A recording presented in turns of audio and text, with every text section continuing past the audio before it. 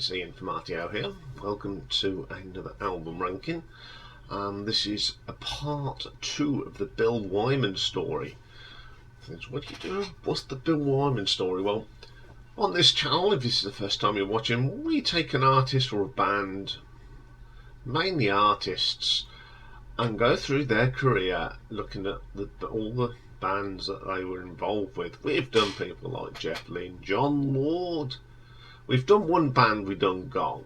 At the moment, we are going through Bill Wyman, which was a request from my mate Lee to say, could you go through the solo stuff of the Rolling Stones? So when it comes to Bill Wyman, I thought, well, we'll make a story of that, because Bill's probably the one of the Stones that's been involved with more than one thing, which is absolutely right. So today we're going to look at Bill Wyman's solo albums.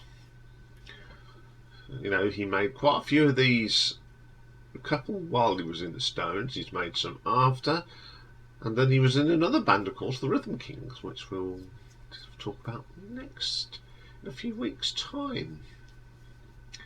So we're going to have a look at these 6 albums. So coming in at number 6, it's actually an album that was only released in Japan and Argentina, and it's called Stuff, and it came out in 1992.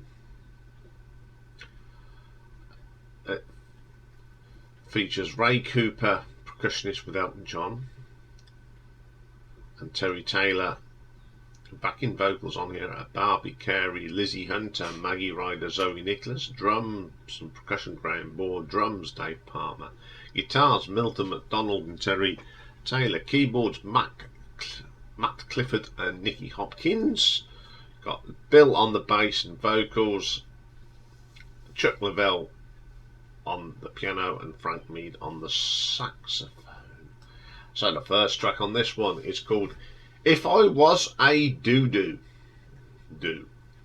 Yes, interesting. It's quite funky and I quite like that. That's a pretty cool track. Then we get Like a Knife. I didn't like this one. There's just not anything about it I like. Then there's Stuff, Can't Get Enough. There is another version of this. We'll talk about this later. But I'm not very keen on this. It's too funky for me. Then we get Leave Your Hat On, which lots of people have covered. Tom Jones, most famously in the Full Monty. Joe Cocker has done it, and this isn't a bad version of it either. Then we get my favourite one on this, and it is called The Strange Effect. It's a nice vocal from Bill. Now, Bill's not renowned for his expertise in singing, but it's a really good track. I do like that. Mama Rap, not keen on this one, just doesn't sound right. There's something about it. She Danced, it's alright, I can cope with this one. It's still a bit electronic funky, but we can cope with that one. Then we get The Fear of Flying. Nice guitar work on this one. It isn't a bad track at all. Affected by the Towns isn't bad. I like the saxophone, which is the best thing in it. Blue Murder, and in brackets Lies. It's a bit soulful, but it's reasonable. Yep, you can see this wasn't released anywhere else. A couple of the tracks would appear on another album, but on the whole it's not the best album, and it's the only reason I've seen it now is because it is actually on Spotify. I knew about it but never heard it. So I'm going to give this one an RTO ranking of 4 out of 10. Okay, then coming in at number 5 is a soundtrack that he did in 1981 to an adventure film called Green Ice that starred Ryan O'Neal, and Bill did the soundtrack. And appearing with Bill on here, who plays guitars, harmonica, bass, synthesizers and percussion, we have Terry Taylor on acoustic and electric guitars, Spanish guitars and synthesizers. Dave Mattox plays the drums on this one. Ray Cooper, Latin percussion. Doreen Chanter, Maria Muldaur, Stuart Ipps on the background vocals. Got Dave Richmond on the bass on floating. Tristan Fry, Skyfilm on the marimba on Noche d'Amor, Kenny Baker on the trumpet, Dave Lawson on a vocoder and synthesizers, and Ken Thorne does the orchestral arranging. So with the first track we get is CC. Now this is an instrumental version of a big hit that he had, and we'll talk about that later. But I quite like this instrumental version. I'm just wondering if you can guess before we get to it properly. Pretty cool little track. Then we get the beach chase. Never seen this film, so I don't know what it's going on, but you can get this thing that there is a chase going on. I love the horns in this. It's pretty good. Then we get Holbrook's House, which is the Green Ice theme, apparently. Quite gentle, nothing wrong with this. Some nice piece of music, actually. Quite good. Then we get Floating, which is the Cloudhopper film. This is fun. It's got a nice vocal. It's quite quirky. This is the best track on the album. Emerald guitars, nice acoustic guitars here, nice and gentle, really good. Then we get a thing called Emerald Vault, eerie keyboards and synthesizers. That's what I'll describe it as. There must be some sort of tense moment in the film. It really is good. The water bottle, that's okay. It's got some pipes in it and what have you. Pretty good. Noche d'Amor. Now this is nice. The marimba is done by Tristan Fry, who, of course, who's in Sky and is a very well accomplished percussionist. Really nice. It's got very Caribbean with a bit of South America in there. Really good track. My second favourite track on this album. And then we get Columbia, the Green Ice opening top. Now I've heard this before and I didn't realise Bill Wyman done it, so it's quite good. Really strong track. Probably my second or third favourite, along with Noche d'Amor. Really good. Then we get Tenderness, another really good track. Nice vocal on this one, nothing wrong with that one. And we get Showdown, quirky keyboards. You know, you just know what's going on in the film, so it's just, but the sound is good. Then we get Cloudhoppers. Sounds like some 70s sort of cop music. Churchyard, very short piece, but it's got some lovely acoustic guitar in this, which is quite nice. A little bit of harp thrown in. Then the Mines, bold acoustic guitar, South American, pipe instruments, reed instruments, that sort of thing. Pretty good. Then we get Soul Yasambara. Certainly got that Mexican feel to it. You can imagine some there with a big sombrero and a poncho, big Mexican moustache playing his guitar. Then we get Miami Arrival, very glitzy, it's alright. Emerald Waltz, a nice little piece on the guitar. Then you get a little bit of CC again. Now, normally on the soundtracks you go, oh, this is really boring, I don't know what's going on. But I think because this is quite quirky and some of the music on here is really good, and I enjoyed listening to this, and it's one of the better soundtracks that I've heard lately. So I'm going to give this one an RTO ranking of 5.5. Okay, then coming in at number 4, we got the second album, Stone Alone, which was released in 1976. Bill plays bass, acoustic and electric guitars, piano, horn, and does the horn arrangements, and he does a bit of singing. Bob Welsh, yes, Bob Welsh of Fleetwood Mac fame. He's on the acoustic and electric guitar. Danny Korchmar, Terry Taylor, Jackie Clark, and a Ronnie Wood on the guitar as well. Joe Walsh from the Eagles on slide guitar. John McPhee on the pedal, steel and fiddle. Mark Naftalin and Nicky Hopkins, Joe Vitale and Al Cooper do some piano. Dr. John's on here as well, doing organ and marimba and electric piano. Paul Harris and Hubert Hurd do some organ. Albany Golsis synthesizers. Dallas Taylor drums and percussion. Greg Errico on the drums as well, and Julia Garcia does some percussion as well. Van Morrison turns up and does some alto sax. And there's just loads of people doing singing. So the first track on here is A Quarter to Three, which is a song by Gary US Bonds. And it's a great version of this. It's a nice rock and roll number. I love this track. Fantastic. Gimme Just One Chance. Probably one of my favourite tracks on the album. It's got that sort of rock and roll with a bit of soul thrown in. It's really good. Strong track. Soul, that's satisfying. It's got a bit of reggae sort of thing. Does it work? Sort of is the way to say that one. Then we get my favourite track on here, and it's called Apache Woman. Really like this. The drumming creates that native Indian sort of drum sound that, if you remember the cowboy films, got that the Indian drums. It really is good. I love that track. Every 60 seconds. This is quite of a blues thing, and this is something you'd find with as Bill went on, especially when he got to the Rhythm Kings. It's that sort of track. It's a really, really good track. Get On It, another interesting track with some horns, which again Bill uses quite a lot on his later stuff. Great little bits of guitar in it, solid track. Then we get Feet, quirky little track. The highlight of this is the piano work and the interplay with the guitars. Then we get a little ditty called Peanut Butter Time. Love the bass line in this. Solid for Mr. Wyman. Such a catchy tune as well. Wine and Women. Again, we got a great bass line from Bill. The keyboards are really funky. The guitar riff really adds richness. Very good track.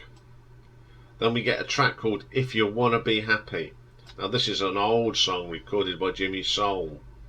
Now this is more jazzier than Jimmy Soul's. That was quite soulful, and I prefer this version for some reason. What's the Point? A very country song, not too bad. No More Fooling. This is so 1940s sort of jazz singing sort of thing. Wonderful song. Great way to end the album. This is a great album. It's got a mixture of rock, blues and jazz and soul, and I think he mixes it up really well. I really enjoy this album, always have. It's a great album, so I'm going to give this an RTO ranking of 6 out of 10.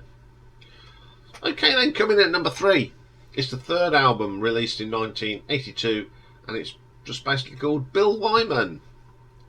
So on here we've got Bill, of course. Now he's doing vocals, synthesizers, harmonica. Terry Taylor as ever on the guitars. Dave Lawson's back doing the synthesizers. Dave Mattox is on the drums. Then the Cook and Cummies, which is Chris Kimsley, Stuart Earps doing the back involvements. Brian Setzler from Stray Cats plays guitar on Ride On Baby, and Chris Rea does guitars on Visions. First track on here is my favourite track, and it is Ride On Baby. Great sort of rock and roll, rockabilly number. Some great guitar work from Brian. I love his style of guitar playing. Great bass line from Bill. It's just a fantastic track. Great way to start the album. A New Fashion comes out. This is interesting, very funky. Very David Bowie funky, and I do like that. It's a good track. Nuclear Reactions, not keen on this track. Little bit dull and boring. Not for me. Visions, great song. Chris Rea, like this song, one of my favourite songs on the album. Chris Rea, it's not the first time that he has worked with Bill, so it's a pretty strong track. Then we get Jump Up, co-written by Chris Kimsey. Now Chris Kimsey has produced Marillion albums, so there's some connections there. So this is not very good. I don't like that track. Then we get Come Back Suzanne. Interesting track. Got the horns on it, but it's still got that 80s feel to it. very early 80s styles. It's catchy, I like that. Then we get Rio de Janeiro, not too bad, nice catchy tune. Girls, that's very Rolling Stones. It's pretty good. Then we get 17.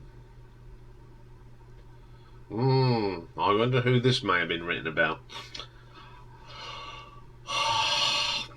Yeah, we won't go down that route. It may be a certain person he married at a very young age. And then we get... Remember we said there was a little instrumental called CC, and I hope you've remembered that it's actually... The big hit was CC, Je suis un rockstar. I love this song. I remember buying this. Again, is it about a certain young lady? Who knows? Because he was living in the south of France during this period. And who knows? But it's a great track. Great album this is. Again, it's got some, Bill trying to keep up with the times and uses it to good effect. So I'm going to give this one an RTO ranking of 6.5. Okay, then coming in number 2. Now this is his 5th solo album. So it's of his solo, excluding that soundtrack which I've included in this, and this is his most current album, and it's called Back to Basics, and it was released in 2015.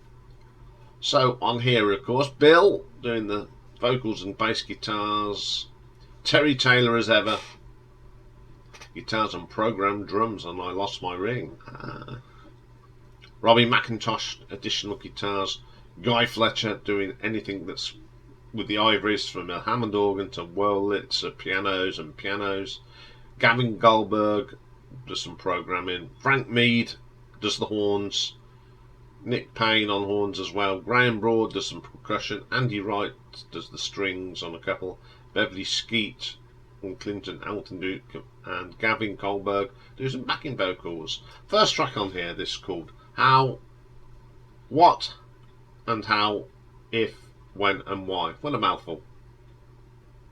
I wouldn't say that Bill's the greatest singer in the world, but he's got a quirky voice for this, and I love this song. There's something about it.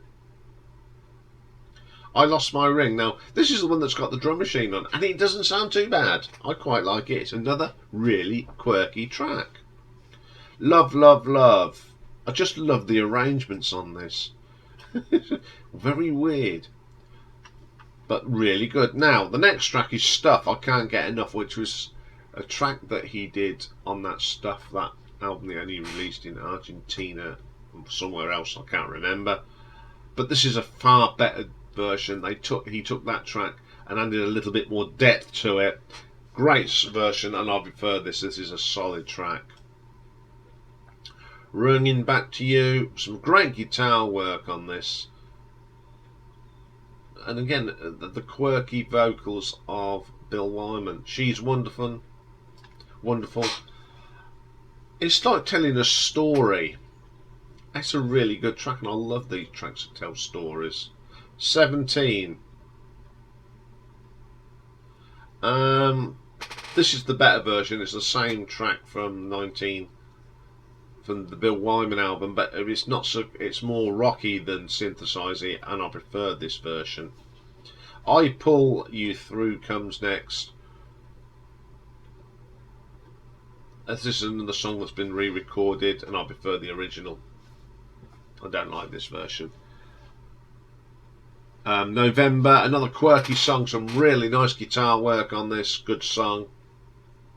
Just a friend of mine, there's a little bit of the Hank Marvins about this, that Fender sound, but really good. I love the song. It's a Lovely Day comes next. This is a great song. Bill's got this real deep gravelly voice, actually sounds great on this, it really adds to it. And the last track is called I Got Time. I don't like the vocal on this from Bill. It just doesn't, it's all out of the place, so it's not a great track. This album's pretty good. Bill's voice has totally changed, but the way he sings now is quite quirky. Some of the tracks worked, but there were a few that didn't. But I think this is a really good album, and if this is the last album that Bill ever does, what a way to go out. So I'm going to give this an RTO ranking of 7 out of 10. Okay, my number one. Oh, it's been around for years. This one, it's the debut album, and it's just a great album, released in 1974, and it's called Monkey Grip. On here, Bill sings bass guitar, guitars. Leon Russell plays some piano on one track. Dr. John's on here as well. Hubert Hurd, Lowell George lead guitar, William Smith piano. First track on this one is called I Want to Get Me a Gun. Love this style. It's bluesy piano. Just a great little track. Another great track comes next, Crazy Woman. The horns. Tell that Bill likes putting horns into his music. It's absolutely brilliant. The piano on this is legend. Then we get a track called Pussy, which is a proper bluegrass track. You can imagine people sitting around in dungarees, drinking moonshine and playing banjos type song. Really, really good. I love that little track. Mighty Fine Time, very Rolling Stones, this one. Good track. Great vocal from Bill. This is when he could sing. Monkey Grip Glue. Again, this is a sound that we would hear back later on with the Rhythm Kings. It's something I think he was really into, this sort of sound, this jazzy, bluesy rock sound. Really good. Then we get What a Blow. Great bass line from Bill. Great organ here, sort of Latino mixed with a bit of Caribbean. I think it works absolutely really brilliantly. White Lightning. This is one of these sort of semi-acoustic guitar songs. Bit of a country guitar, quite like that. Now remember he did this song, I Pull You Through. This is the best version. It's got the horns and saxophone, but this is the best version. This is more the crisper version of it. It's a great track, my favourite on here. It's a Wonder. I love this track again. Bluesy sort of soul piano and some great guitar. Great track to end this album. This is a really good album. There's not really a bad track on this. And we go through so many different styles of music, from country to the blues, jazz, soul, a little poppy as well. And I think that's why I like this album, because it's got a bit of everything. So I'm going to give this one an RTO ranking of a 7 out of 0.5. It's a really good album. So there we go. That's part 2 of the Bill Wyman story. His solo stuff. Some great albums in there. If you've never checked them out, I think they're all on Spotify, so you can go and have a listen. Next week we've got a part 3, and it's a one-off album we done. Basically it's a rock and roll album called Willie and the Poor Boys. Now, if you remember, that is actually a name of a Creedence Clearwater Revival album, but he named the band that because he loves that album, and it's basically him and his mates doing some rock and roll, but there was a purpose behind it, which we will go into next week. Okay, that's all for this one. Coming up next is part 2 of our Eurovision, because this week it's the Eurovision Song Contest. Last week we did the Deuce Points, so this week we've got to do the Nil Point. But I'm going to also compare it with, was the winner, was it a worthy nil point or not? So I'm looking forward to that one. So bye for now, and see you in a bit.